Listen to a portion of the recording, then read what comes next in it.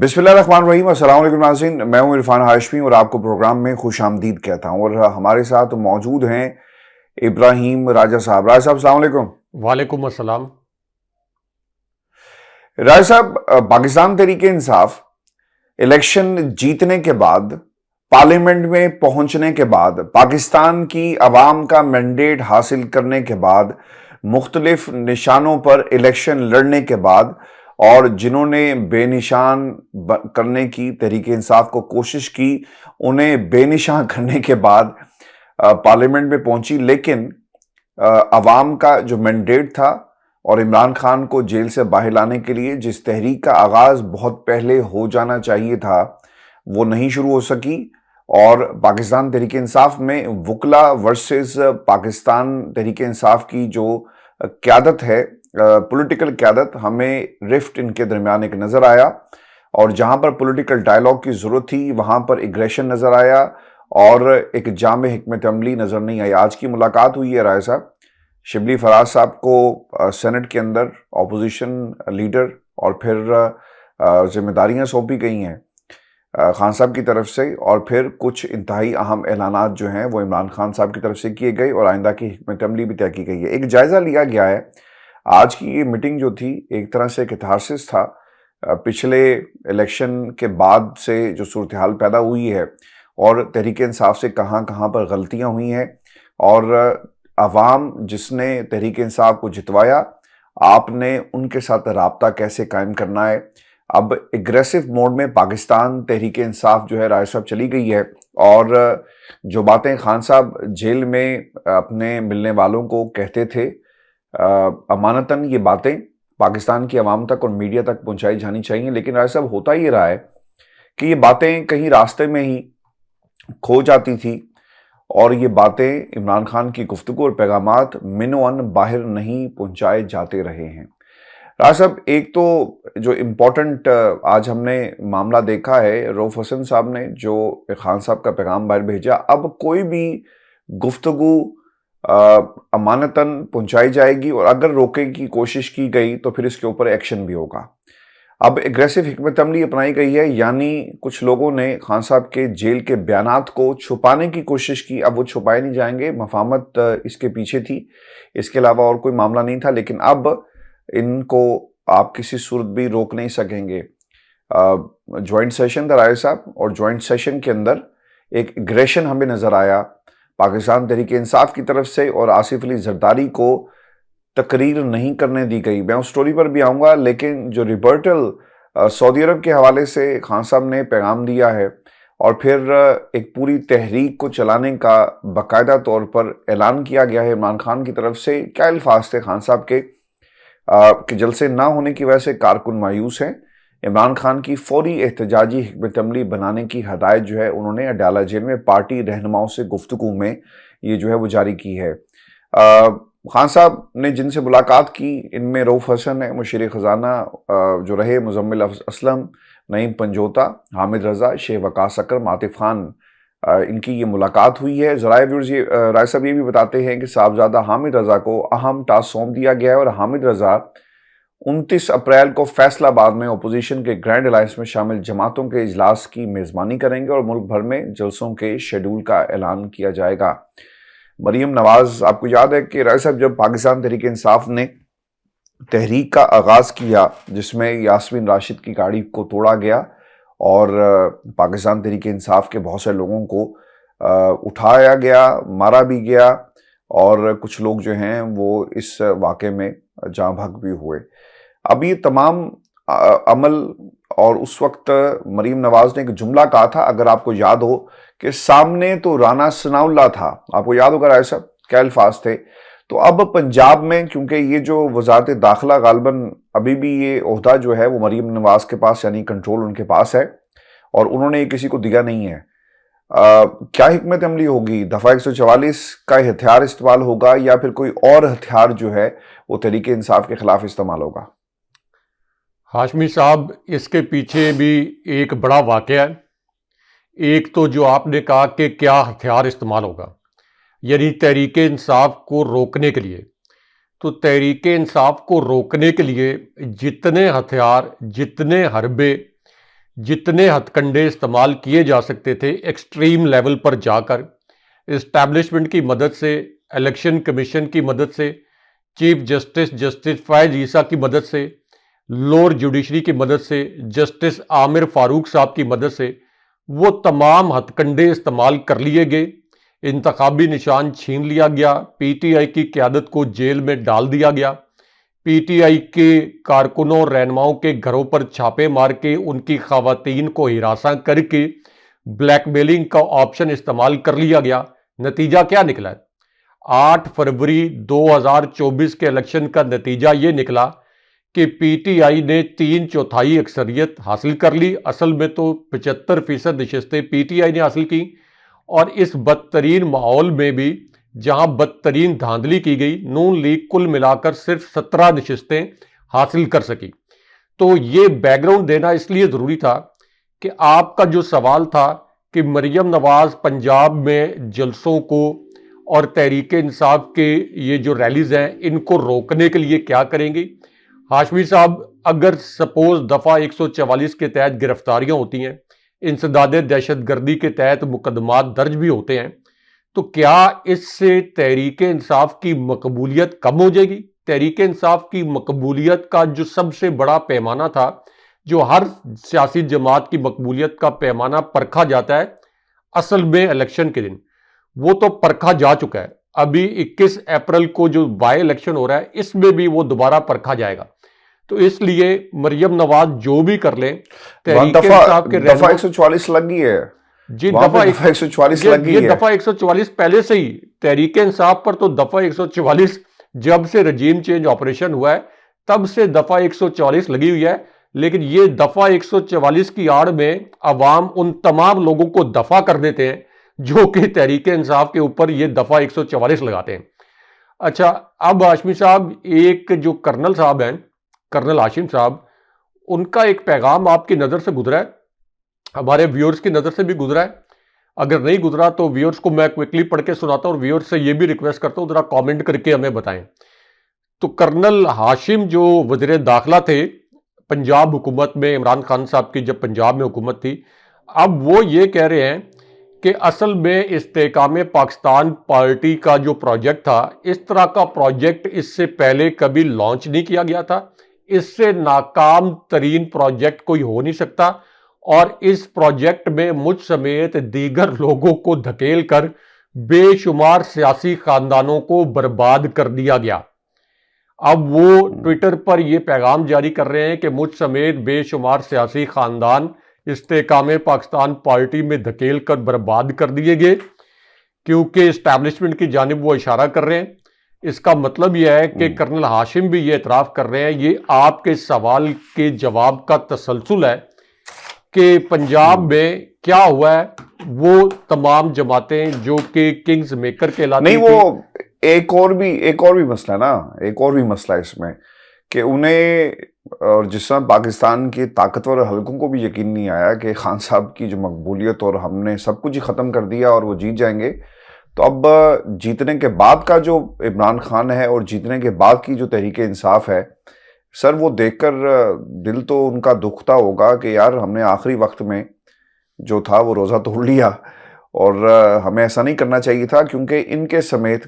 رائے صاحب 15 سے 20 لوگ ایسے ہیں جنہوں نے پیغامات خان صاحب کو بھیجے ہیں کہ سانو پارٹی خدا دے واسطے واپس لے لو۔ دیکھیں، یہ جو 15 سے 20 لوگ ہیں،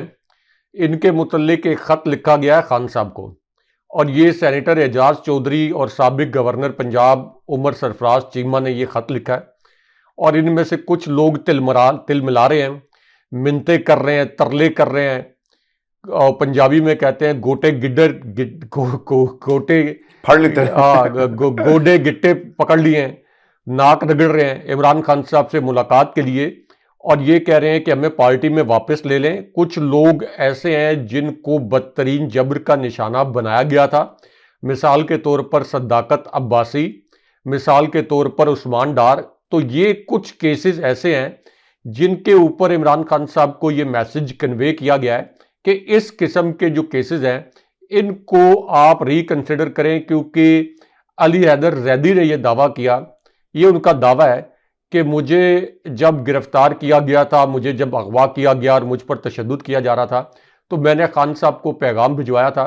اور خان صاحب نے مجھے اجازت دی تھی کہ بیان دے کر اپنی جان چھڑوا لو، اگرچہ اس کی تصدیق نہیں کی گئی۔ لیکن ہاشمی صاحب اس کے باوجود،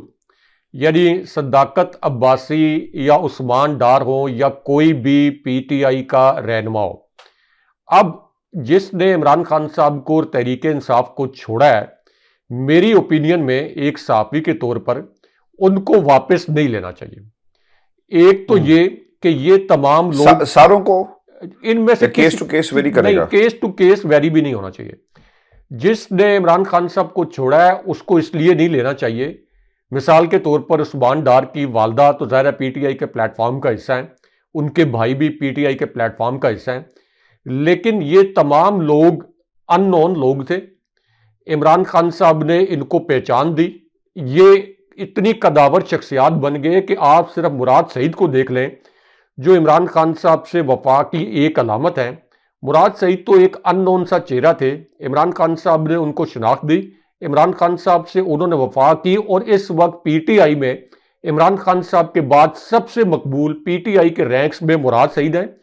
اور اگر کبھی مراد سعید نے، جو کہ ناممکن ہے، لیکن اگر کبھی مراد سعید نے عمران خان صاحب سے یا تحریک انصاف سے رائے جدا کی تو یہ ایک دن کے اندر پاپولیرٹی زیرو پہ آ جائے گی۔ شاہد آفریدی کا کیس ہمارے سامنے ہے،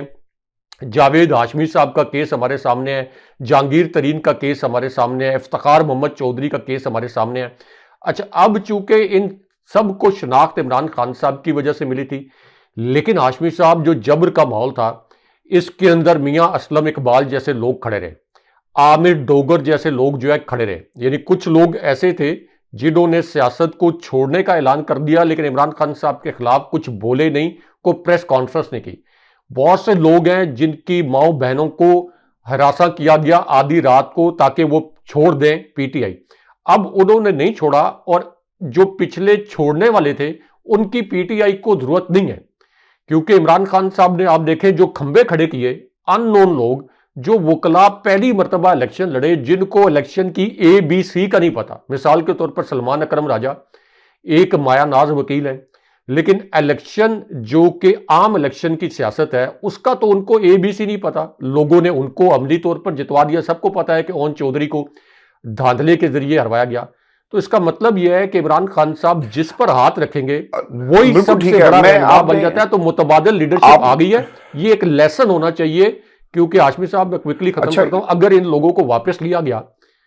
ان سے پی ٹی آئی کو تو فائدہ نہیں ہوگا، لیکن ایک میسج جائے گا کہ اچھا جس وقت مسئلے تو پی ٹی آئی سے آپ علیحدگی اختیار کر لیں، مزید پارٹی مشکلات کا شکار ہو جائے گی۔ جی، پارٹی مشکلات کا شکار ہوگی، جنہوں نے قربانیاں دی ہیں وہ بھی تھوڑے بد دل ہوں گے۔ فواد چودھری بھی پر تول رہے ہیں، فواد چودھری کو بھی کسی صورت واپس لینا چاہیے۔ فواد چودھری اگر یہ الیکشن پہلے تو پہلے انہیں گھر سے اجازت لینی چاہیے جہاں سے ٹویٹس ہوتی نہیں ہیں خان صاحب کے خلاف، جی وہ ٹویٹس اور ان کی اور فواد چودھری اہلیہ کرتی رہے۔ میں کوئکلی آپ کو یہ بتا دوں کہ سب سے بڑے جو پی ٹی آئی کے اندر عمران خان صاحب کے بعد جو سیاسی طاقت سمجھی جاتی تھی، سب سے بڑی، جہانگیر ترین سے بھی بڑی، وہ پرویز خٹک سمجھے جاتے تھے۔ تو پرویز خٹک اپنی دونوں نشستیں ہار کے سیاست سے ریٹائرمنٹ لے چکے ہیں، تو پرویز خٹک کی متبادل قیادت، نوجوان قیادت آ گئی ہے، تو یہ باقی کس کھیت کی مولی ہیں، جس پہ عمران خان صاحب ہاتھ رکھیں گے وہی لیڈر بنے گا۔ اس لیے کوئی معافی شیخ رشید سمیت کسی کے لیے نہیں ہونی چاہیے، کسی کو واپس نہیں لینا چاہیے۔ پی ٹی آئی ہر صورت میں مضبوط ہے، پہلے سے زیادہ مضبوط ہے، ہارڈ کور لوگ اس کے اندر آ گئے ہیں جو جبر کے تحت جبر کے بعد بھی کھڑے ہوئے ہیں۔ بالکل آپ نے ٹھیک احاطہ کیا کہ ہارڈ کور لوگ موجود ہیں جو کھڑے رہے، ڈٹے رہے، آج انہیں پارٹی کے اندر اسی طرح جو ہے وہ عزت بھی مل رہی ہے، عوام کی نظر میں بھی عزت مل رہی ہے صاحب۔ لیکن ایک اور مسئلہ آ گیا، لطیف کھوسا جیسے لوگ جو پیراشوٹر، میں نے اس لیے کہتا ہوں کہ انہوں نے پارٹی بدلی ہے اور انہیں پیپلز پارٹی میں شاید وہ مقام نہ ملتا جو انہوں نے عمران خان کے حق میں بیانات دے دے کے ان کو مقام ملا اور جیت گئے۔ یہ وہ شخصیت ہیں جو جاتے نہیں ہیں عدالت میں، عمران خان کی ضمانت کا معاملہ ہو، وکیل ہیں ان کے، ایک طرح ان سے جھاڑ بھی کھا چکے ہیں کہ تیاری کر کے نہیں آتا، یہ انہیں ملنے چلے جاتے ہیں۔ پھر اس کے علاوہ وکلا کی ایک بڑی تعداد ہے جن کا کنسنٹریٹ خان صاحب کے کیسز پہ کرنا چاہیے تھا، لیکن وہ سیاست میں گھس گئے، شاید مزہ آنے لگ گیا ہے، ایئر ٹائم ملتا ہے, آپ لمبے لمبے پروگرامز میں بیٹھتے ہیں جا کر, اور آپ دنیا آپ کو سنتی ہے اور وہ اپنے آپ کو اوبویسلی لیڈر سمجھتے ہیں. رائے صاحب, ایک اور گروپ ہے یعنی وکلا ورسز پولیٹیکل لیڈرشپ. سب سے بڑا سوال اس میں یہ پیدا ہوتا ہے کہ جب آپ نے پولیٹیکل فورسز کو انگیج کرنا ہو, the only the possibility which you have کہ آپ کے سامنے پولیٹیکل فگرز ہوں. اور ہم نے دیکھا کہ بیرسٹر گوہر کی کتنی دفعہ ملاقاتیں ہوئی ہیں سیاسی قائدین کے ساتھ یا جماعت اسلامی کے باقی لوگوں کے ساتھ, وہاں پر آپ کو پولیٹیکل لیڈرشپ ہی نظر آئی. رہا ہے سب لگ ہی رہا ہے کہ آنے والے دنوں کے اندر اختلافات اس حد تک جو بڑھیں گے وہ ان میں یہ دونوں گروپس ہو سکتے ہیں. اسی لیے عمران خان نے فوری جلسے کرنے کی حکمت عملی اپنائی تاکہ پیغام لوگوں کو مل سکے اور کہیں جو جد و جہد ہے اسے ڈیلیوٹ نہ کر دیا جائے اس پورے میس کے اندر. رائے صاحب, ایک اور بھی کام یہ ہوا ہے, اگر آپ اس پہ کمنٹ کرنا چاہتے ہیں آپ کمنٹ اس کے اوپر ضرور کریں, لیکن اس سے پہلے رائے صاحب, نواز شریف صاحب جو ہیں وہ سیاست کے اندر واپسی کے لیے پر تول رہے ہیں. اب ہو یہ رہا ہے کہ پچھلے کچھ دنوں سے جوید لطیف کے بیانات 5 سیٹوں کے حوالے سے کہ محافظ انوالو تھے, اس کے اوپر عطا تارڑ نے کہا کہ میں اس کو جو ہے وہ مانتا نہیں ہوں اور سیریس نہیں لیتا. یار یہاں پر ایک شیر افضل مربت نے بات کی سعودی عرب. ہاشمی صاحب کھل کے بتائیں, محافظ سے کیا مراد میں وہی بتا رہا ہوں نا, جاوید لطیف کی کیا مراد میں آپ کو بھی بتا رہا ہوں. شیر افضل مربت نے کہا کہ سعودی عرب جو ہے اس کے ساتھ تعلق, وہ رجیم چینج کی بات کی, تو ساروں نے اس جملے کو پکڑ کر رائے صاحب بیان کے اوپر بیانیے بھرائے کہ یہ پاکستان کے دشمن ہے, پاکستان تحریک انصاف کے دشمن ہے. لیکن آپ کیوں نہیں بتاتے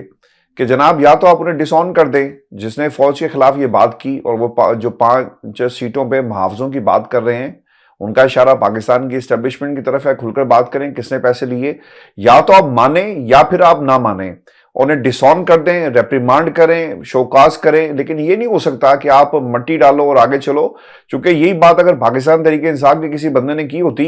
تو رائے صاحب ابھی تک جو ہے ان کی گرفتاری کی آرڈر جاری ہو چکے ہوتے, انہیں غدار وطن قرار دے دیا جاتا, اور یہ سب کچھ عطا تارڑ نے کرنا تھا. لیکن ہلکا سا مسکراتے ہوئے آپ نے تو کہا تھا نا کہ میں وہ نام استعمال نہیں کر سکتا, پاکستان تحریک انصاف ان کو صحیح جو ہے وہ مسٹر ڈینٹونک کہتی ہے, چونکہ ان کے پاس ایک چھوٹی سی مسکراہٹ اور جو منہ بگاڑ کر وہ بات کرتے ہیں, اس کے علاوہ اس کا کوئی حل نہیں تھا, اور انہوں نے یہ بات جو ہے وہ کہی ہے. اب اس ماحول کے اندر جب اسٹیبلشمنٹ پر 3rd ٹیئر 2nd ٹیئر حملے کر رہی ہے, نواز شریف صاحب خاموش ہیں. آپ کو لگتا ہے کہ نواز شریف صاحب اسی طرح پاکستان کی سیاست میں واپس آئیں گے, انہی بیانات کے اوپر اپنے بیانی کو کھڑا کریں گے آہستہ آہستہ, اور اپنے جو چھوٹے ہیں ان کو کہہ رہے ہیں کہ تم بولنا شروع کر دو اور پھر میں تمہارے پیچھے جو ہے اپنی آواز کو بلند کروں گا. اور انہوں نے اپنی جو سیٹ ہے صدارت کی وہ واپس لے لی ہے. آپ نے کہا تھا نا کہ یہ ان لڑائی جو ہے وہ شروع ہو چکی ہے اور ان لوگوں کو واپس نہیں لینا چاہیے. رائے صاحب, لڑائی ان کے گھر میں بھی شروع ہو گئی ہے, بہت سارے دھڑے سیاسی خاندانوں کی آپ نے بات کی تھی کہ ہاشم ڈوگر نے کہا کہ سیاسی خاندان تباہ ہو گئے. رائے صاحب, اس ملک کے اندر جو سب سے بڑے خاندان تباہ ہوئے ہیں وہ زرداری خاندان ہے, اور وہ نواز شریف ہاؤس آف شریف ہے جو تباہ ہو گیا, اور اس گھر میں سے دو سیاستیں ہمیں ہوتی ہوئی نظر آ رہی ہیں. کیا ضرورت محسوس ہوئی نواز شریف کو؟ آخری موقع, آخری اننگز ہے, باہر بھی نہیں جا سکتے اور اپنی سیٹ تو بچا نہیں سکے, اپنی سیاست بچانے کے لیے کیا آخری کوشش کریں گے یا دیر ہوگی رائے صاحب, یا صرف بیٹی کے لیے یہ سب کچھ کیا جا رہا ہے؟ دیکھیں, ایک تو سعودی ولی عہد کے متعلق جو 1-2 سٹیٹمنٹس آئے, اس کے پیچھے 2 واقعات ہیں. میں کوئکلی ان واقعات کے ذریعے یہ ثابت کر دوں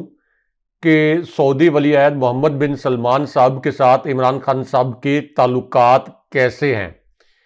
ہاشمی صاحب یہ یونائٹڈ نیشن جنرل اسمبلی کے اجلاس میں شرکت کے لیے عمران خان صاحب نے جانا تھا, اور عمران خان صاحب کمرشل پرواز سے جاتے تھے. عمران خان صاحب کو کمرشل پرواز سے وہ سعودی عربیہ پہنچے. ایک مرتبہ وہ وایا قطر گئے تھے. سعودی ولی عہد محمد بن سلمان نے عمران خان صاحب کو یہ میسج کنوے کیا کہ اس مرتبہ آپ جب نیو یارک جائیں گے UNGA United nation general assembly کو ایڈریس کرنے کے لیے, خطاب کرنے کے لیے, تو آپ وایا سعودی عربیہ جائیں. میں اس وزٹ کو کور کرنے کے لیے بطور صحافی خود موجود تھا نیو یارک میں, اور جب سعودی ولی عہد سے ملاقات ہوئی عمران خان صاحب کی سعودی عربیہ میں، تو انہوں نے اپنا شاہی طیارہ جو ان کے اپنے استعمال میں تھا، انہوں نے عمران خان صاحب کو کہا کہ آپ کمرشل پرواز میں نہیں جائیں گے، آپ میرے شاہی طیارے میں یہاں سے نیو یارک جائیں گے۔ اور عمران خان صاحب سعودی ولی عہد محمد بن سلمان کے شاہی طیارے میں نیو یارک گئے۔ یونائٹڈ نیشن جنرل اسمبلی کے اجلاس میں عمران خان صاحب نے تاریخی خطاب بھی کیا، جس کا میں عینی شاہد ہوں، اور وہاں موجود مسلم ڈیلیگیٹس نے عمران خان صاحب کی بڑی تعریفیں بھی کی۔ اس کے بعد ایک واقعہ شہباز شریف، عمران خان صاحب اور سعودی ولی عہد کے متعلق بڑا دلچسپ ہے، کیونکہ عمران خان صاحب نے جانا تھا سعودی عربیہ اور شہباز شریف نے لندن فرار ہونا تھا۔ شہباز شریف نے وہی تاریخ رکھی ہوئی تھی لندن فرار کے لیے، اور پھر شہزاد اکبر کو عمران خان صاحب نے ایک میسج دیا کہ اس کو روکو۔ عمران خان صاحب نے جب جانا تھا تو سعودی ولی عہد محمد بن سلمان کا عمران خان صاحب کو میسج ملا کہ آپ اپنا دورہ 2 گھنٹے تاخیر کا شکار کریں، میں خود آپ کو ریسیو کرنا چاہتا ہوں۔ اور عمران خان صاحب کا بڑا پرتپاک استقبال بھی کیا، لیکن وہ 2 گھنٹے شہباز شریف پر بھاری اس لیے پڑ گئے کہ شہباز شریف نے انہی 2 گھنٹوں کے اندر اسٹیبلشمنٹ کے پلان کے تحت پاکستان سے نکلنا تھا، لیکن شہزاد اکبر کو کنوے کیا گیا عمران خان صاحب کی جانب سے، کیونکہ وہ فضا میں نہیں تھے، تو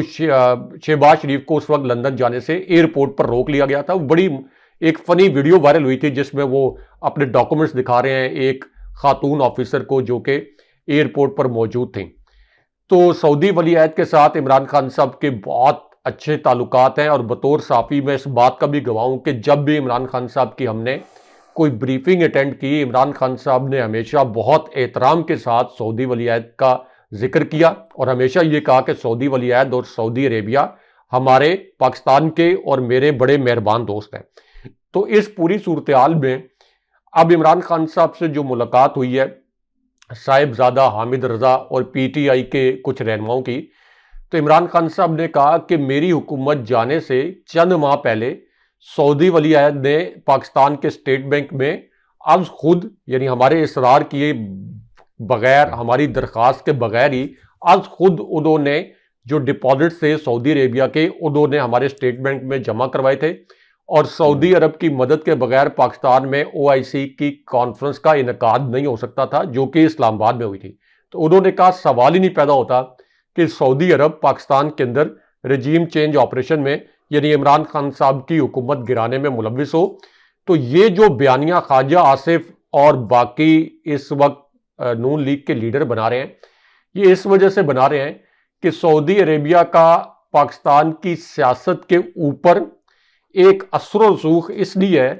کہ لوگوں کی ایک، آپ کہہ لیں کہ جو مقدس مقامات ہیں سعودی عربیہ میں، اس کی وجہ سے بھی ایک جذباتی وابستگی اور عقیدت ہے، اور سعودی عرب نے ہمیشہ مشکل وقت میں پاکستان کا ساتھ بھی دیا ہے، تو اس وجہ سے بھی پاکستانی سعودی عربیہ کی بڑی قدر کرتے ہیں۔ تو ان کو بڑی تکلیف ہے اس وقت یہ نون لیگ کو کہ عمران خان صاحب کے سعودی عربیہ سے تعلقات خراب کروائے جائیں، اور ایک ذاتی سٹیٹمنٹ کو لے کے انہوں نے بیانیہ گھڑا، لیکن ان کو یہ نہیں پتا کہ اس سے اصل میں یہ ریاست پاکستان اور ریاست سعودی عربیہ کے تعلقات بگاڑنے کی سازش کر رہے ہیں، کیونکہ تحریک انصاف پاکستان کی سب سے مقبول جماعت ہے۔ 75% نہیں 87% عوام اور 75% ووٹر عمران خان صاحب کے ساتھ کھڑے ہیں۔ تو سعودی عربیہ ہو، امریکہ ہو، کوئی بھی ملک ہو جس کے پاکستان کے اندر سٹیکس ہیں، مفادات ہیں، جو پاکستان کے ساتھ تعلقات رکھنا چاہتا ہے، اس کو پی ٹی آئی کے مخالف ظاہر کرنا، یہ اصل میں اس ملک کے مفادات کو نقصان پہنچانے کی کوشش ہے۔ کیونکہ اگر پاکستان کے اندر کسی بھی ملک کے خلاف منفی سینٹیمنٹ بنے گا تو اس ملک کو ظاہر ہے کہ نقصان ہے منفی سینٹیمنٹ کا، جنہوں نے پاکستان کے اندر انویسٹمنٹ کی ہے، لانگ ٹرم تعلقات رکھنا چاہتے ہیں۔ تو اس لیے یہ اصل میں ایک سازش کر رہے ہیں تاکہ سعودی عربیہ کو اکسایا جائے کہ وہ کوئی عمران خان صاحب کے خلاف سٹیٹمنٹ آ جائے، یا سعودی عربیہ کے جو لوگ ہیں یا سعودی نہیں، ایسا نہیں ہوگا۔ اوبیسلی وہ بھی پاکستان کے حالات کو رائے صاحب پوری دنیا بڑا کلوزلی آبزرو کرتی ہے، اوبیسلی اس خطے کی اہمیت کی وجہ سے اور پاکستان کی اہمیت کی وجہ سے۔ سعودی عرب کو یہ معلوم ہے کہ یہ جو حکومت جس سے ہم ڈیل کر رہے ہیں یہ زیادہ دیر نہیں رہے گی، وقت بدل سکتا ہے، کسی وقت بھی خان صاحب کی حکومت جو ہے وہ آ سکتی ہے۔ رائے صاحب، پارلیمنٹ کا آج نا مشترکہ اجلاس بلایا گیا اور آصف علی زرداری صاحب نے خطاب کیا۔ میرے لیے نا جو ایک جملہ ان کا بڑا ہی خیر ایک مذائقہ خیز جملہ تھا، جس پہ انہوں نے کہا کہ میرا ایک سیاسی بیک گراؤنڈ ہے۔ رائے صاحب، کون سا سیاسی بیک گراؤنڈ جس کی یہ بات کر رہے ہیں؟ بھٹو خاندان کی سیاست کے اوپر اپنے خاندان کی سیاست کی انہوں نے عمارت کھڑی کی، اور آج یہ کہتے ہیں کہ میرا ایک سیاسی بیک گراؤنڈ ہے، لیکن انہوں نے تمام لوگوں کو یہ کہا ہے کہ سیاست آگے نہیں بڑھ سکتی جب تک ہم مل کر نہیں بیٹھیں گے۔ رائے صاحب، ان کو بھی نظر آ گیا کہ اگر ہم نے اس پارلیمنٹ کی بقا چاہتے ہیں تو منظر جو آج ان کے سامنے تھے، آصف علی زرداری کو اپنی تقریر کو ادھورا چھوڑ کر جانا پڑا، اور یہ اپوزیشن کی ایک کامیابی بھی۔ اور میں یہ دیکھ رہا تھا کہ جب ان کے خلاف نعرے لگتے تھے رائے صاحب، وہ ویڈیوز اگر ہم دیکھیں، اور میں کہوں گا کہ پروڈیوسر صاحب کو جو چلا دیں ویڈیو اور دکھائیں لوگوں کو کہ جب نعرے لگ رہے تھے تو آصف علی زرداری لکھی ہوئی تقریر پڑھنے سے قاصر تھے، وہ پڑھ نہیں پا رہے تھے، اور جب بھی ان کے خلاف نعرے لگتے گو زرداری گو کے، تو وہ آگے سے مسکرا رہے تھے، یعنی ان کے پاس الفاظ نہیں تھے، اور وہ دعویٰ کر رہے تھے کہ ان کی سیاست اور بنیاد جو ہے وہ آج پاکستان کی اپوزیشن نے انہیں ایک پیغام دیا ہے کہ یہ ایوان جو تصویریں اٹھا کر لائے تھے عمران خان کے بغیر ادھورا ہے، پاکستان کی سیاست ادھوری ہے، اور اصل جو سیاست کا سلطان ہے وہ جیل میں بیٹھا ہوا ہے۔ رائے صاحب، قاضی فائز عیسیٰ صاحب کو پارلیمنٹ کے اس اجلاس میں دعوت دی گئی تھی۔ رائے صاحب، یہ کیا کرتی ہیں سیاسی جماعتیں؟ یہ زرداری اور نون لیگ والے کیا کرتے ہیں؟ یہ طریقہ کار ہے سب کو اپنے ساتھ ملا کر چلنے کا، اور ہم خیال اور ہم ایک ہی قبیلے کے لوگ اگر ایک جگہ بیٹھیں تو اس سے ان کی طاقت میں اضافہ ہوتا ہے؟ کیا ہوتا ہے؟ اچھا، ایک تو جو پروڈیوسر صاحب کی آپ نے بات کی ایک دلچسپ لائٹر نوٹ پہ، کہ ہمارے اس پروگرام کے پروڈیوسر تو اکثر اوقات وہ ویڈیو چلا دیتے ہیں، لیکن ہمارے اپنے پروگراموں میں ہم کہہ دیتے ہیں کہ پروڈیوسر صاحب ریکویسٹ ہے چلا دیں، وہ پھر ویڈیو نہ چلے تو پوچھتے ہیں ویورز کامنٹ کر کے، بڑے باشعور ہیں، وہ ویڈیو آپ نے کہا تھا آپ کے پروڈیوسر صاحب نے نہیں چلائی، تو خیر پروڈیوسر صاحب یہ ویڈیو تو نہیں، اس کے اسکرین شاٹ نہیں چلا پائیں گے، اسکرین شاٹ چلا دیں۔ اچھا، اب ہاشمی صاحب، ایک تو بڑا پاکستان کے لیے شرمندگی کا دن تھا، تو یہ جو ایک ہمارا آصف علی زرداری کی جو تقریر تھی، بڑا امبیرسنگ ڈے تھا۔ یہ مجھے ایک پاکستانی شہری کے طور پر میں یہ سوچ رہا تھا کہ یہی جوائنٹ سیشن تھے جن سے عارف الوی جیسے مدبر دانشور وہ خطاب کرتے تھے، اور ایک ایسی شخصیت جو کہ ہر فورم پر، انٹرنیشنل فورمز پر بات کر کے انہوں نے اپنی صلاحیتوں کا لوہا منوایا، اور ایک طرف ایک ایسی شخصیت جن کا سیاسی بیک گراؤنڈ تو نہیں لیکن بمبینو سینما کے ٹکٹ بلیک کرنے کا بیک گراؤنڈ ہے، جنہوں نے ایک میں یہی پوچھنے لگا تھا آپ سے کہ یہ بھی بتا دیں کہ کیا بیک گراؤنڈ کیا ہے۔ تو ایک جعلی وصیت کے اوپر بی بی شہید کے زبردستی سیاسی وارث بنے، اس کے بعد اپنے تمام رشتہ داروں کو، یعنی اپنی جو بہنیں ہیں ان کو نوازا، اس کے بعد آصفہ زرداری کو بلا مقابلہ منتخب کروانے کے لیے ان کے مد مقابل امیدواروں کو اغوا کروایا، اور اس کے بعد اب مسٹر 10% کی شہرت رکھنے والے آصف علی زرداری صدر پاکستان بن گئے۔ یہ کتنا بڑا المیہ ہے، اور پاکستان کی اسٹیبلشمنٹ کو بھی شاید یہ احساس ہو، کبھی کبھی تو وہ بھی سوچتے ہوں گے کہ یہ کیا ہو گیا ہے۔ آصف علی زرداری پاکستان کے صدر، یعنی آپ دیکھیں کہ ممنون حسین پاکستان کے صدر تھے، ممنون حسین کوئی قابل شخص نہیں تھے، ان کی واحد قابلیت یہ تھی مرحوم کی کہ نواز شریف کے قریب تھے، اور جب وہ اٹک قلعے میں تھے تو ان کے لیے وہ کھانا وغیرہ بنوا کے لے کے جاتے تھے، دہی بلے وغیرہ بنوا کے لے کے جاتے تھے، لیکن وہ کرپٹ تو نہیں تھے، ان کی کوئی کرپشن وغیرہ تو نہیں تھی۔ تو ممنون حسین جیسے لوگ تو قابل قبول ہو سکتے ہیں صدر کے عہدے پر، لیکن ایک ایسی شخصیت جس کی کرپشن کا ڈنکا 5 بر اعظموں میں بجتا ہو، جس کے اکاؤنٹس کا ڈنکا سوئٹزرلینڈ کے اکاؤنٹ سے لے کے برطانیہ تک اور امریکہ میں ایک فلیٹ تک جس کی نیب انکوائری کر رہا تھا، وہ شخصیت جس کو انٹرنیشنل میڈیا مسٹر 10% کہہ کے پکارتا ہو، ان کو صدر بنا دیا گیا۔ اور پھر یہ وہی شخصیت ہیں، کتابیں کرپشن کی کتابیں بھی پڑھائی جاتی ہیں، ان کے تھیسز ہیں، سبجیکٹس میں بتایا جاتا ہے کہ انہوں نے کرپشن کیسے یہ نیدرلینڈ سے ایک کتاب کی تصویر وائرل ہوئی تھی جہاں پر آصف علی زرداری کی کرپشن کے متعلق اس کتاب میں پڑھایا جاتا تھا کہ کس طرح سے گورنمنٹ لیول کے اوپر کرپشن کی جاتی ہے۔ تو اس طرح کی شخصیت اگر آپ کے کسی پلان کے تحت پاکستان کے صدر کے عہدے پر براجمان ہو جائے تو یقیناً یہ اسٹیبلشمنٹ کے لیے بھی پریشان کن ہونا چاہیے. اگر اسٹیبلشمنٹ یہ سمجھتی ہے کہ اس نے کوئی پاکستان کے مفادات میں یہ سب کچھ کیا تو کم سے کم آصف علی زرداری کا صدر کے عہدے پر مسلط ہونا یہ پاکستان کی ساکھ کو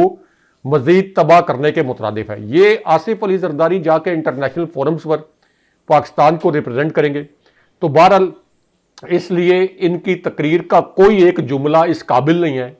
کہ اس کے اوپر کامنٹ کر کے ہم اپنے ویورز کا جو ہے یہ وقت ضائع کریں. اب آ جائیں کہ پنجاب میں جو تحریک اٹھنے والی ہے جو کہ 29 اپریل سے ہوگی اور 21 اپریل کا الیکشن. اب ہاشمی صاحب ایک تو 21 اپریل کے الیکشن میں ضمنی الیکشن میں بھی تحریک انصاف کو ہروانے کے لیے ہر قسم کی سرکاری مشینری کا استعمال شروع ہو گیا کیونکہ کوئی بھی حکومت سٹنگ حکومت اس کے لیے یہ مزید امبیرسنگ ہوتا ہے کہ وہ حکومت میں اس کے باوجود ضمنی الیکشن ہار گئے کیونکہ ضمنی الیکشن میں عموماً لوگ سٹنگ حکومت کو ووٹ دینے کو ترجیح دیتے ہیں کیونکہ ان کو پتہ ہوتا ہے کہ ہمارے جو چھوٹے موٹے کام ہیں یہ ہمارے مقامی مسائل اسی حکومت کے ذریعے حل ہوں گے. لیکن اس وقت جو سرویز آ رہے ہیں ان کے مطابق پی ٹی آئی اس ضمنی الیکشن میں بھی کلین سویپ کرنے والی ہے. اس لیے اس وقت پنجاب حکومت بڑی پینک میں ہے, خاص طور پر مریم نواز. اور مریم نواز نہ صرف یہ کہ ان جلسوں کو روکنے کے لیے سرکاری مشینری استعمال کریں گی, ریگنگ کے لیے بھی استعمال کریں گی, لیکن سرویز یہی بتا رہے ہیں کہ ان الیکشن میں بھی جو دھاندلا ہونے والا ہے اس کے باوجود P T I clean sweep کرنے جا رہی ہے. بہت شکریہ صاحب. ویورز یہ آج کا دو ٹوک تھا. اپنے کمنٹس بھیجیے گا, چینل کو ضرور سبسکرائب کریں. اجازت دیجیے. اللہ نگہبان. اللہ نگہبان.